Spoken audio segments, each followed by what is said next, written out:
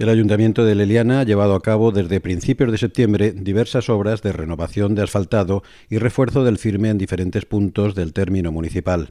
Concretamente, actuará en un total de 46 localizaciones en el que se invertirán 732.350 euros y que incluirá el repavimentado de viales principales y secundarios, asfaltado de calles en tierras, reparación de resaltos por raíces y mejora de viales deteriorados.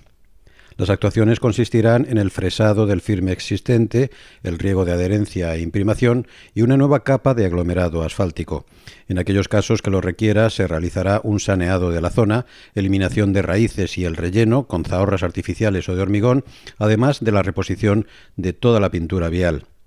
Así, se han repavimentado ya vías principales como la avenida de Ribarroja, la calle Tuéjar, la zona del centro comercial El Osito, la avenida Germanías o la Torre del Virrey. Por su parte, el asfaltado de vías secundarias ha incluido actuaciones como las realizadas en la calle 2 de Mayo, Zarauz o Concordia.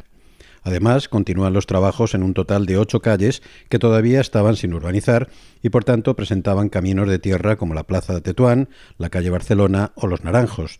En cuanto a los resaltos de raíces, el consistorio está actuando sobre 30 puntos diferentes, como la calle Miguel Hernández, Caja de Ahorros, en diversos puntos de la calle San Miguel, calle Serranos, la Plaza de España o la avenida de la Generalitat.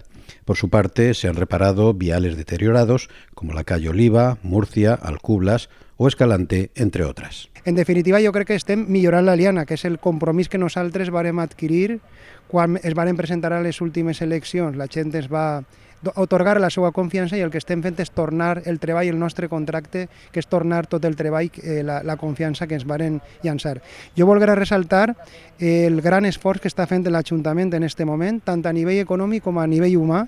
Per això volguera agrair moltíssim la llavor dels nostres tècnics i dels treballadors municipals per a que tot això isca en marxa. Si se donem compte, l'Aliana en aquest moment està plena d'obres i això porta molt de treball darrere i m'agradaria ficar el valor en tot aquest esforç que estem fent. Continuem millorant l'Aliana, això és el nostre deure, és la nostra obligació i la idea és que quan acabem aquesta legislatura troben una Aliana millor que quan la començarem.